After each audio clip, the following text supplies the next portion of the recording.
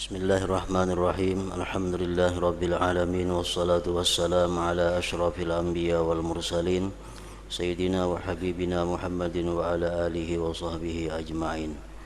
Qala al-musannif al-imam Abu Hamid Muhammad bin Muhammad al-Ghazali rahimahullah wa nafa'ana bi ulumih. Ats-tsaminah ihya'u ma bainal isya'ain wa hiya sunnatun muakkadah wa mimma nukila adaduhu min fi'li Rasulillah sallallahu alaihi wasallam bainal isya'aini sittu raka'at wa li hadhihi salati fadlun azim wa qila innahal murad bi qawlihi azza wa jalla tatajaba junubuhum 'anil madaji'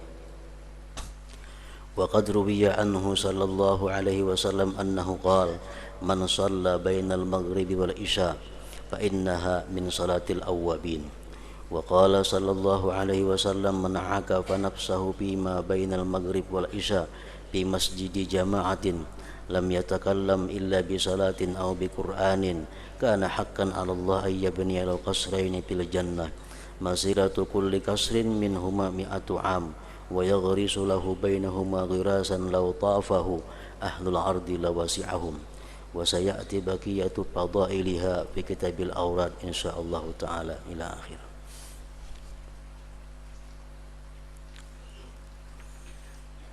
Yang kedelapan daripada yang sunat-sunat, menghidupkan waktu antara maghrib dan isya.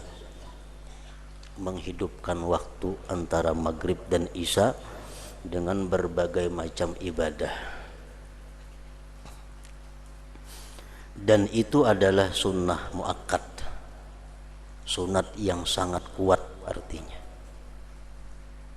Termasuk perbuatan Rasulullah sallallahu alaihi wasallam menghidupkan waktu antara maghrib isya.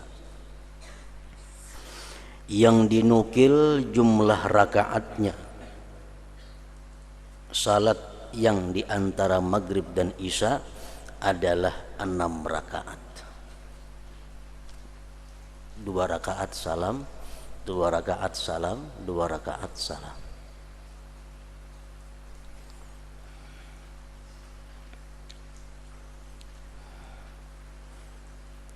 Niatnya usalli sunnatal awwabin, usalli sunnatal awwabin rak'ataini lillahi ta'ala.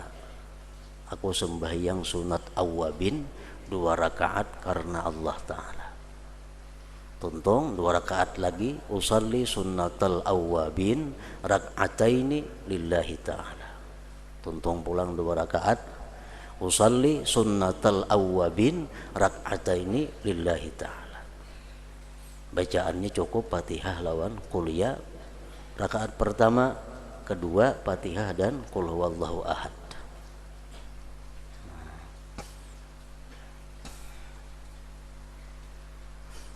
Salat ini mempunyai keutamaan yang besar. Banyak manfaatnya, fadilatnya. Dalam sebuah hadis disebutkan man shalla 6 raka'atin ba'dal maghrib adalat lahu ibadata sanatin kamilah au ka'annahu shalla lailatal qadar. Barang siapa sembahyang 6 rakaat sesudah maghrib, kada termasuk ba'diyah maghrib, itu lain lagi.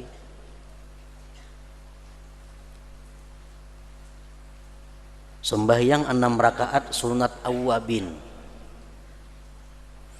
adalat lahu ibadata sanatin kamilah, menyamai bagi dia ibadah 1 tahun sempurna,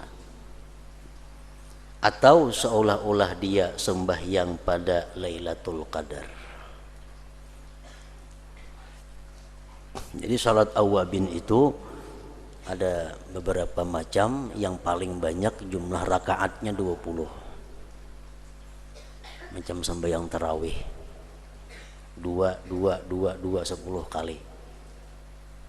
Yang tengah 6 rakaat. Yang paling pendek 2 rakaat. Jadi sunat awabin bisa dilaksanakan 2 rakaat, Bisa 4 rakaat, bisa 6 rakaat, sampai 20 rakaat. Nah, untuk yang 6 rakaat ini ada fadilat yang khusus, ada keutamaan yang khusus.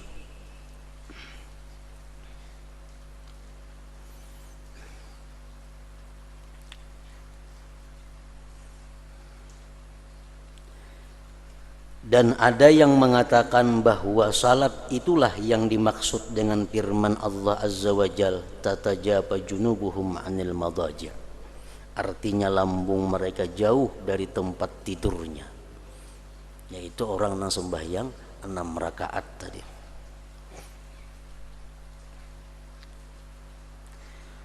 Dan telah diriwayatkan dari Nabi sallallahu alaihi wasallam bahwasanya beliau bersabda, man shalla bainal maghrib wal isya fa innaha min salatil awwabin. Barang siapa yang salat antara maghrib dan isya, maka itu sesungguhnya termasuk salat awwabin, salat orang-orang yang kembali kepada Allah, salatnya orang-orang yang suka berbuat taat kepada Allah. Jadi menurut kebanyakan ulama,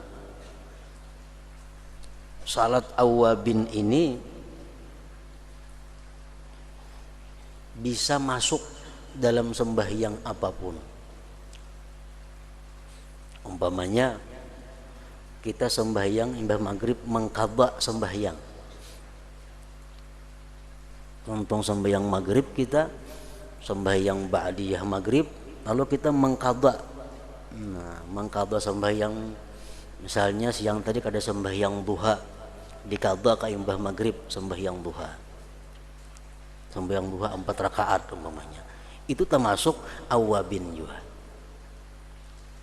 Itu pendapat sebahagian besar ulama, fuqaha ahli fikih. Umpamanya kita qabliyah asar siang tadi kada tagawi, diandak ka imbah maghrib mengqadhanya, itu ngarannya sembahyang awwabin juga. Menurut Imam Ibnu Hajar Al-Haytami, sembahyang awwabin itu kada bisa demikian, mesti diniatkan, usalli sunnatal awwabin. Nah, kayak itu maka. Jadi sembahyang qadhaan atau sembahyang sunat-sunat yang lain yang kita laksanakan antara maghrib isya itu bukan sembahyang awwabin kalau niatnya bukan awwabin.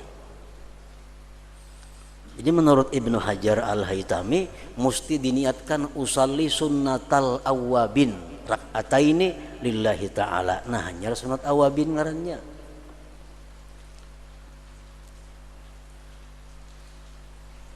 Kalau kada diniatkan awwabin, kada termasuk awwabin.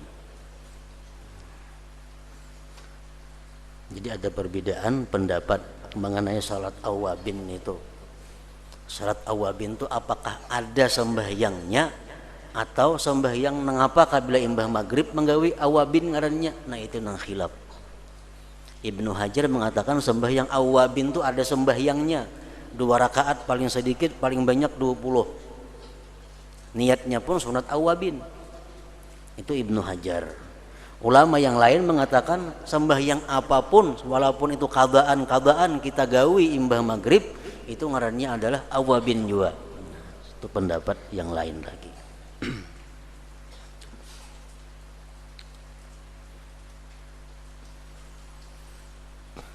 Nah, mereka mengambil ini hadis Nabi, barang siapa yang salat antara maghrib dan isya, maka itu sesungguhnya termasuk salat awwabin. Sembahyang napakah?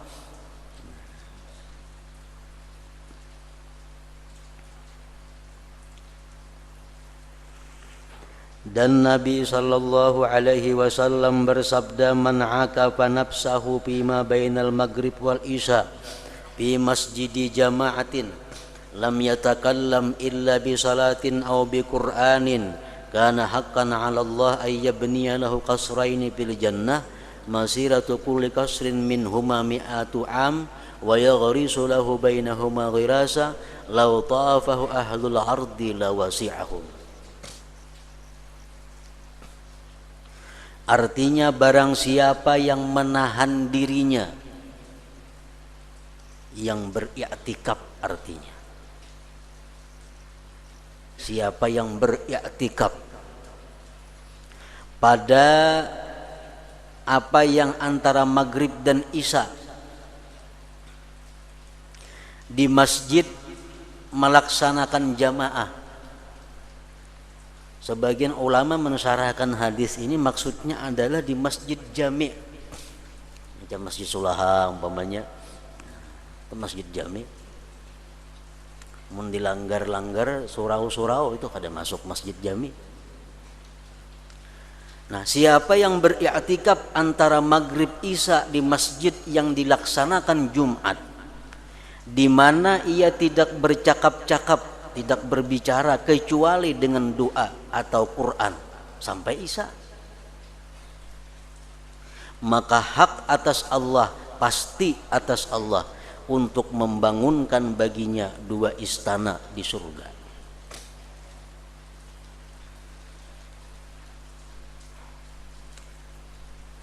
Perjalanan masing-masing istana itu 100 tahun. Istana sini ke istana sana 100 tahun hanya sampai. Jakanya dijalani dengan jalan dunia ini. Kayak apa genalnya istananya, mun kita berkeliling 100 tahun hanya sampai ke sebuahnya. Dan Allah menanam tanaman untuknya di antara keduanya istana tadi, yang seandainya penduduk bumi mengelilinginya niscaya memuat mereka itu.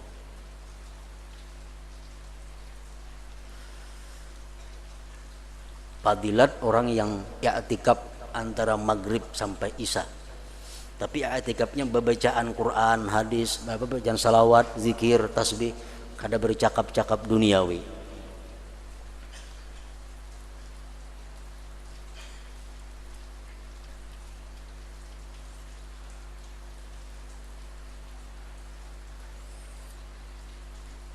Nah, jadi sembahyang awabin termasuk sembahyang yang khusus diperbuat antara maghrib dan isya.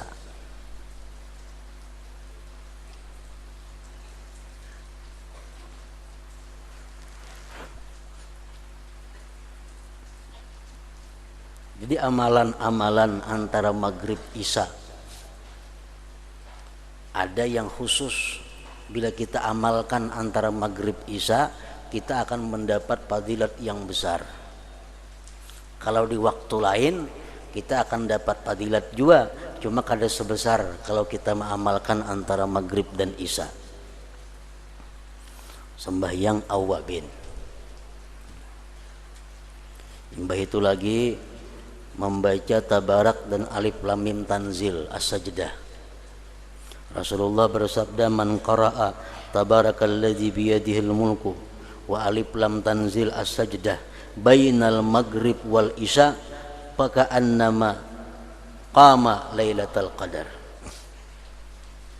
Siapa yang membaca surat tabarak dan alif lam tanzil sajadah antara maghrib dan isya, maka seolah-olah dia beribadah pada malam qadar, seolah-olah dia beribadah pada Lailatul Qadar. Artinya apa? Dapat ganjaran sama seperti orang yang beribadah di malam qadar, yaitu malam yang lebih baik daripada 1000 bulan. Itu fadilat yang lebih daripada sekedar fadilat yang dimiliki surah tabarak. Kan tabarak itu fadilatnya membantu kita untuk menghadapi fitnah kubur. Gunanya membaca tabarak itu untuk membantu kita menghadapi fitnah kubur, menghadapi munkar nakir dan sebagainya. Surah tabarak membaca mbah maghrib kah, mbah isya kah, tengah malam kah, parak subuh kah, kada jadi masalah. Tapi kalau untuk mendapatkan fadilat yang sama dengan Lailatul Qadar, itu membaca surat tabarak dan alif lam sajdah mesti antara maghrib dan isya.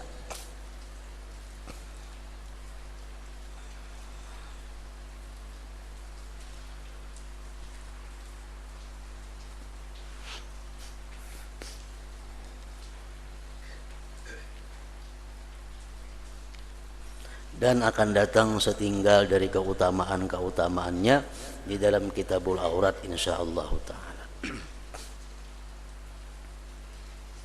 Imam Ahmad Al-Hawari pernah bertanya kepada Syekh Abu Sulaiman Ad-Darani.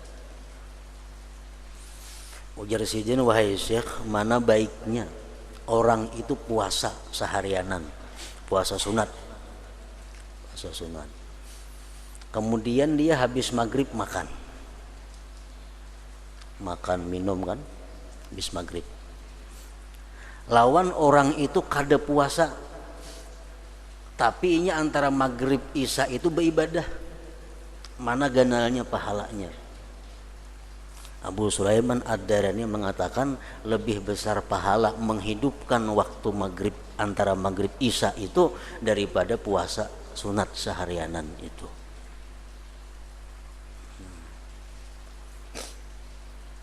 Jadi andai kata kita puasa maghrib makan tuntung makan sembahyang maghrib kawisi mandi segala macam isya kada sampat, artinya menghidupkan waktu antara maghrib isya. Ada seekongnya ini kada puasa siang hari, cuma begitu maghrib sembahyang berjamaah, duduk beribadah sampai isya, sembahyang isya pulang berjamaah, lebih afdal itu pahalanya daripada puasa seharianan tadi, tapi antara maghrib isya kada kawa beribadah.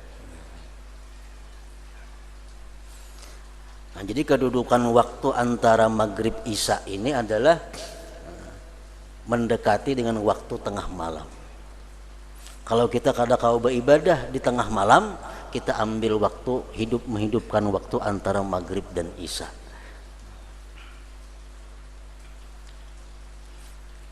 Pasal salat tahiyatul masjid. Salat tahiyatul masjid itu 2 rakaat dan lebih. 4 rakaat kah, 6 rakaat kah terserah, tahiyatul masjid. Sekurang-kurangnya 2 rakaat. Adalah sunat muakkad, sunat yang sangat dianjurkan. Sehingga salat itu tidak gugur meskipun imam sedang mengkhutbah pada hari Jumat, serta kuatnya kewajiban mendengarkan kepada khatib. Mendengar khatib hukumnya wajib. Terutama orang 40 itu dulu. Kalau kita masuk masjid, kita masih dituntut untuk sembahyang tahiyatul masjid. Kalah mendengarkan khutbah itu. Padahal kan di situ kita mendengarkan khutbah disuruh. Tapi kalau kita masuk masjid, khatib sedang berkhutbah, apakah kita langsung duduk mendengar khutbah atau tahiyatul masjid dahulu? Tahiyatul masjid dahulu. Daripada kuatnya anjuran sembahyang tahiyatul masjid itu.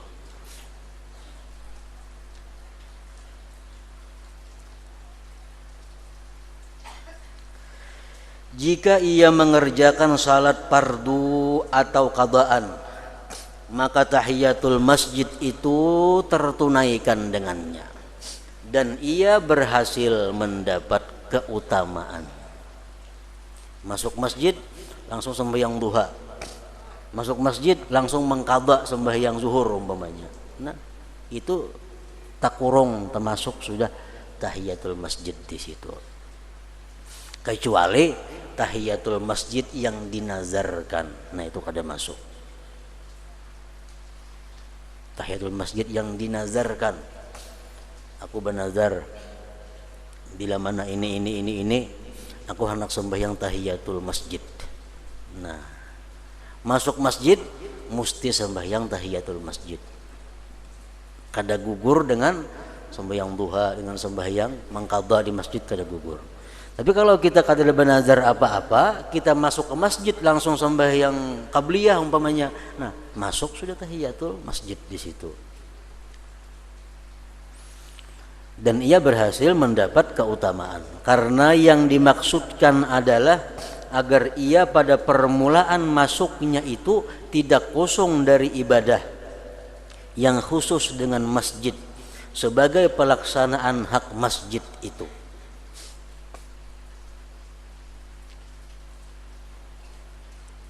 Karena yang dimaksudkan adalah agar ia pada permulaan masuknya itu tidak kosong dari ibadah yang khusus dengan masjid. Masjid dibina untuk apa? Lis-shalah, untuk sembahyang. Fungsi masjid utama itu adalah untuk sembahyang. Sehingga amal ibadah apapun yang dilakukan di masjid bila mengganggu sembahyang, hukumnya haram. Kenapa? Karena fungsi masjid utama itu adalah untuk salat. Nah, kita masuk masjid, kita mesti menunaikan hak masjid. Ibadah khusus untuk masjid apa? Salat. Nah, jadi salat tahiyatul masjid. Oleh karena itu makruh masuk masjid tanpa wudu. Ini menurut Imam Al-Ghazali. Oleh karena itu makruh masuk masjid tanpa wudu. Kenapa? Karena kadang-kala menghormati masjid. Kadang-kala sembahyang tahiyatul masjid.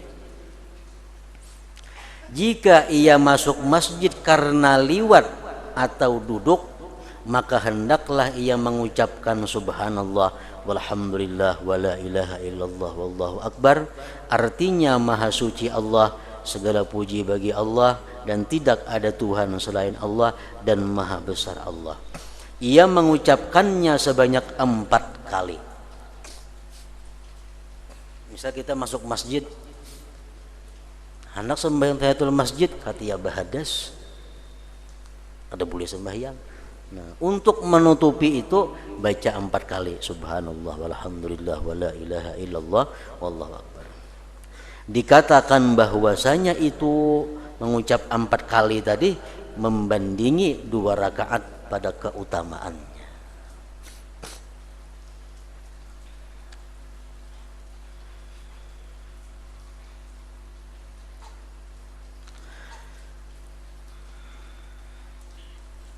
Jadi sembahyang tahiyatul masjid itu bila kita masuk masjid, duduk kita, nah sudah kehilangan waktu tahiyatul masjid. Misal masuk masjid, bang berduduk ha. Nah kada kau lagi sembahyang tahiyatul masjid karena sudah duduk. Jakanya berdiri aja kada berduduk. Nah masih ada waktu untuk tahiyatul masjid. Berdiri misal di masjid, walaupun lawas berdiri, nah masih ada waktu tahiyatul masjid.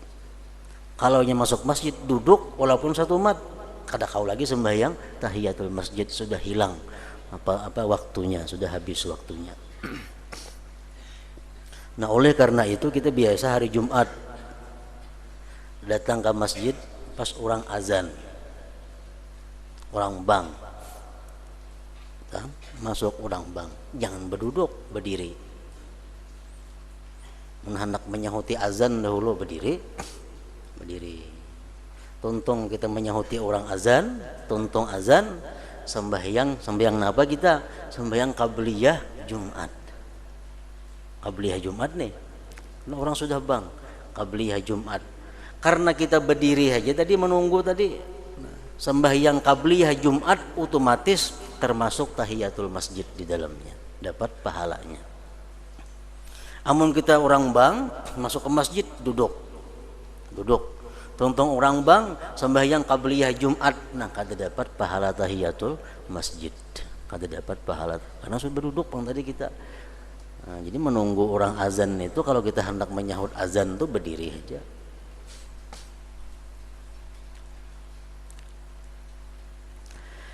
Menurut madhab Asy-Syafi'i rahimahullah bahwasanya tahiyatul masjid itu tidak dimakruhkan pada waktu-waktu karahiyah, makruh mengerjakan salat, yaitu sesudah salat asar, sesudah salat subuh, waktu tergelincir matahari, waktu terbit matahari, dan waktu terbenam matahari.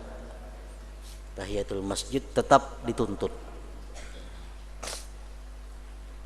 Masuk ke masjid pukul 12, sembahyang tahiyatul masjid.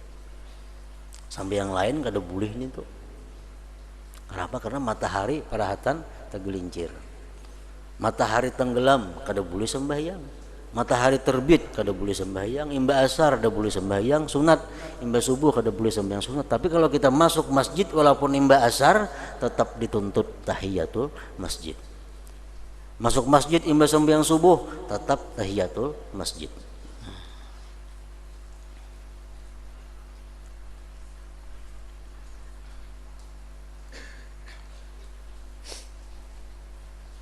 Karena apa yang diriwayatkan annahu sallallahu alaihi wasallam shalla rak'ataini ba'dal 'ashri faqila lahu amanahaitana an hadza faqala huma rak'atani kuntu usallihima ba'da zuhur fashaghalani anhumal wafdu. Artinya bahwasanya Nabi sallallahu alaihi wasallam salat 2 rakaat sesudah salat asar. Imba sembahyang asar Nabi sembahyang 2 rakaat sunat. Lalu ditanyakan kepada beliau, tidakkah engkau melarang kami dari ini? Maka pian melarang kami sembahyang sunat imba asar. Napa pian sembahyang imba asar? Beliau bersabda, kedua rakaat itu adalah 2 rakaat yang selalu saya kerjakan setelah zuhur. Lalu utusan dari negara lain menyibukkan saya dari 2 rakaat itu. Jar Nabi 2 rakaat mengimbah asar itu adalah 2 rakaat mengqadha ba'diyah zuhur nang kada sempat tagawi. Imbah sembahyang zuhur Nabi kita kedatangan tamu. Kedatangan tamu otomatis ba'diyah zuhur kada sempat diperbuat sidin. Imbah sembahyang asar sidin qadha ba'diyah zuhur tadi. Jadi boleh aja artinya kita mengqadha sembahyang sesudah asar itu.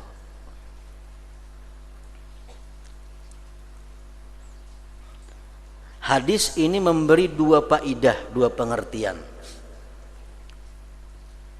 1, kemakruhan itu makruh sembahyang imbah subuh, makruh sembahyang imbah asar. Makruhnya makruh tahrim.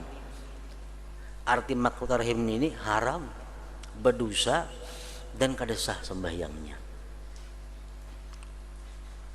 Sembahyang sunat imbah asar, imbah subuh haram dan kada sah.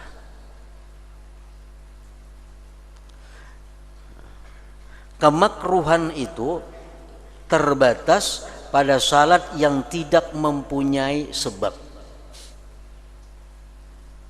Kada boleh sembahyang imbah asar, kada boleh sembahyang imbah subuh. Itu kalau sembahyangnya kada mempunyai sebab.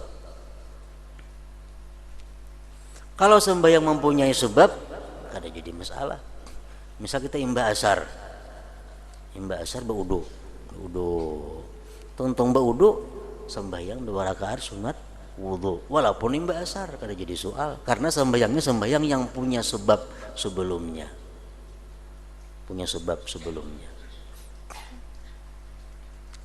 Kemakruhan itu terbatas pada salat yang tidak mempunyai sebab. Termasuk sebab yang paling lemah adalah mengqadha salat sunat. Kada sembahyang duha tadi aur, kada sembahyang duha imbah asar hanya ada waktu puang.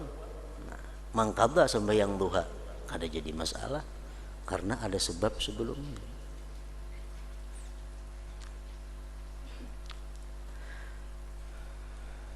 Termasuk sebab yang paling lemah adalah mengqadha salat sunat. Karena para ulama berbeda pendapat mengenai apakah salat sunat itu diqadha. Itu khilaf ulama. Ada mengatakan sembahyang sunat itu kada perlu diqadha. Ada mengatakan sunat diqadha. Apabila ia melakukan seperti apa yang tertinggalkan, terliwati waktunya, apakah menjadi qadhaan?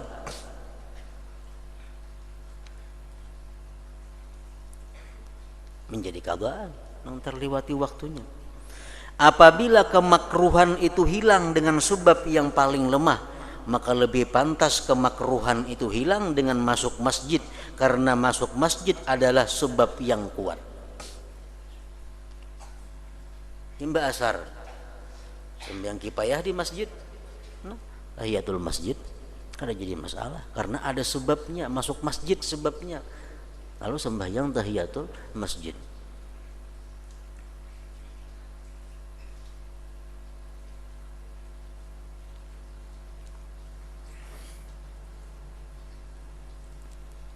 Kecuali sengaja mengintai-ngintai, nah itu nang kada boleh. Waktu masih banyak haja nang puang banyak, kayak nagin mangkada aku imba asar aja mangkada. Menyengaja meletakkan sesuatu ke waktu nang makruh, nah itu kada boleh. Amun memang kada ada kesempatan lagi misalnya, nah diandak ka imba asar itu kada apa-apa. Contohnya lagi, kita aur-aur bangun guring berwudu segala macam, orang kamat sembahyang subuh atau kamat sembahyang asar, nah mana kita gawe dulu umpat berjamaah sembahyang asar. Nah sunat asar sunat subuh kayaknya menggawe imba sembahyang subuh imba sembahyang asar, nah itu kada jadi masalah. Amun kulir, nah ini kan kada boleh. Orang bang ada duduk orang biang kabliah kena ku kada aja mbak asar, nah ini nang kada boleh. Manyang haja maandak waktu ke tempat nang waktu kada boleh nitu. Oleh karena itu salat jenazah tidak makruh apabila ada biang jenazah, kada makruh mbak asar karena ada punya sebab. Tidak makruh salat gerhana dan istisqa pada waktu-waktu ini karena salat-salat itu mempunyai sebab. Pas imba asar gerhana matahari, sembahyang sunat gerhana kada jadi masalah karena ada sebab sebelumnya. Amun sembahyang sunat mutlak, nah kada boleh imba asar imba subuh. Sembahyang istikharah kada boleh imba asar imba subuh. Sembahyang hajat kada boleh imba asar imba sembahyang subuh. Sembahyang hadiah kada boleh imba asar imba subuh karena kada ada sebab sebelumnya.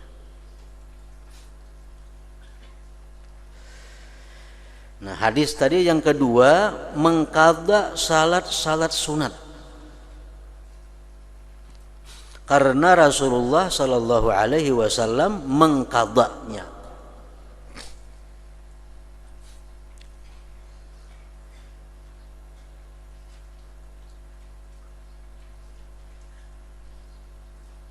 Nabi kita mengqadha sembahyang ba'diyah zuhur karena kesibukan, karena ada tamu, karena ada apa, kada talaksana sembahyang ba'diyah zuhur sidin qadha imbah asar. Berarti Nabi kita mau mengqadha sembahyang sunat. Kalau sembahyang sunat ini kita disuruh mengqadha, apalagi sembahyang fardu. Mengqadha salat sunat karena Rasulullah Sallallahu Alaihi Wasallam mengqadhanya. Dan kita mempunyai teladan yang baik pada beliau. Dan Aisyah radhiyallahu anha berkata, Kana Rasulullah sallallahu alaihi wasallam idza ghalabahu naumun aw maradun falam yakum tilkal lailata shalla min awwalin nahar 12 raka'atan. Artinya Rasulullah sallallahu alaihi wasallam apabila terkalahkan oleh tidur, artinya taguringan atau sakit, dan beliau tidak mendirikan malam itu, malam sering taguringan, begitu bangun sudah subuh, atau sering malam sedang sakit kada kau beribadah, maka beliau salat 12 rakaat dari awal siang.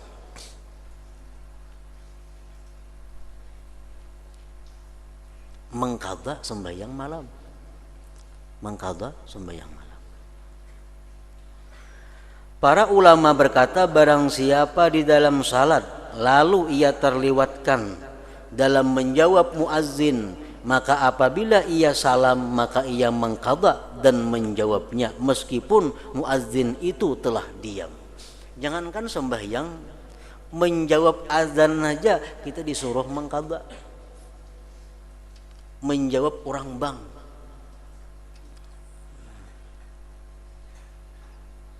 Misalnya rahatan kita masuk masjid sembahyang tahiyatul masjid. Begitu Allahu Akbar tahiyatul masjid, bang orang bang. Kada kamu menjawab karena kita sembahyang tahiyatul masjid, sembahyang. Tontong tahiyatul masjid, tontong orang bang juga. Nah, mengqadha menjawab itu masih disunatkan. Mengqadha menjawab muadzin itu masih disunatkan. Apalagi mengqadha sembahyang nang ketinggalan maginnya. Sekarang tidak ada artinya perkataan orang yang mengatakan sesungguhnya hal itu seperti yang pertama dan ia tidak mengqadha.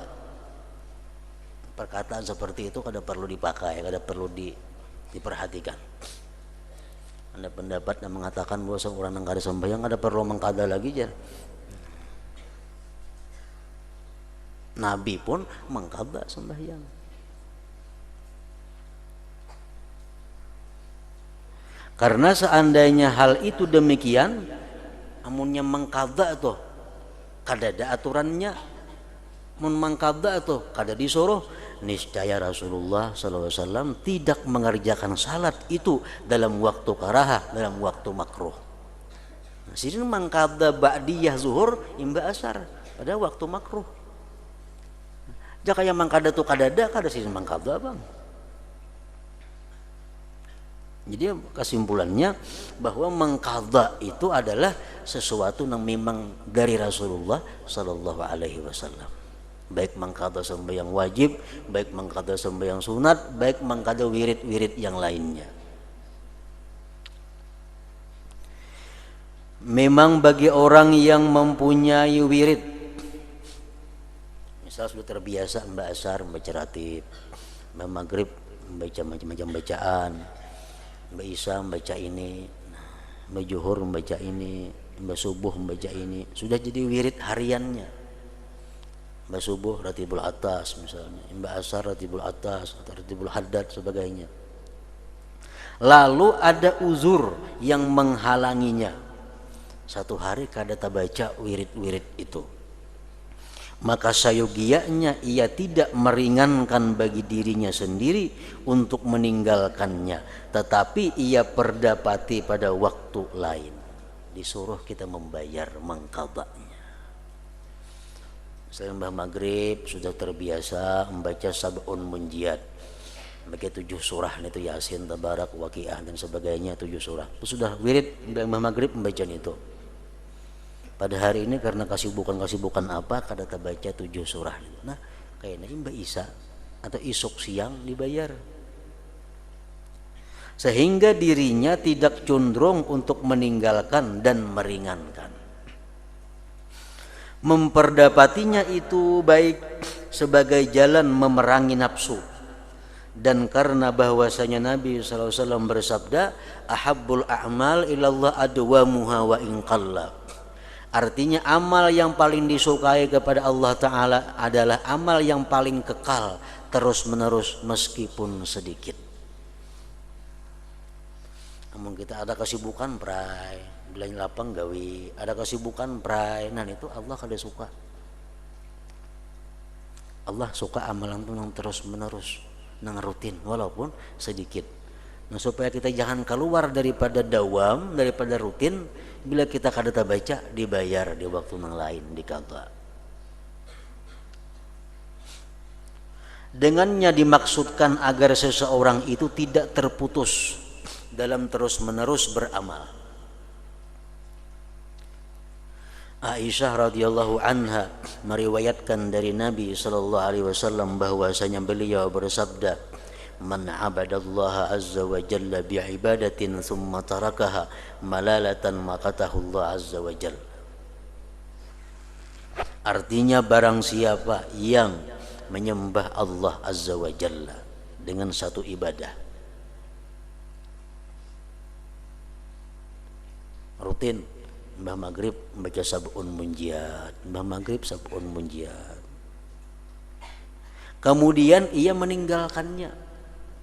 Muyak sudah membaca karena bosan, maka Allah Azza wa Jalla memurkainya orang tersebut.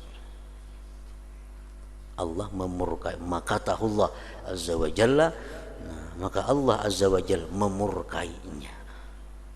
Maka hendaklah dia takut untuk masuk di bawah ancaman Allah tadi.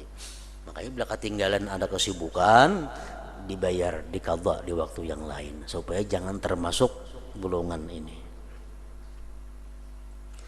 Pentahkikan hadis ini, pemantapan hadis ini, bahwasanya Allah Ta'ala memurkainya karena ia meninggalkan ibadah itu karena bosan. Orang bosan untuk beribadah, Allah Ta'ala murka. Seandainya tidak karena kemurkaan dan dijauhkan, niscaya kebosanan tidak menguasainya. Artinya kalau kita tuh beribadah ada rasa bosan, tanda bahwa kita dimurkai Allah. Kalau kita kada dimurkai Allah, kita kada akan bosan beribadah kepada Allah. Ibadah yang bagus, yang rutin. Kenapa kapina asa bosan hari ini? Nah, berarti hari itu kita dimurkai Allah, sehingga kita bosan beribadah kepadanya. Kalau orang dicintai Allah, kada akan mau bosan beribadah, kada akan bisa muyak beribadah kepada Allah itu. Nah, paslon ya, ada paslon salat sunat wudu.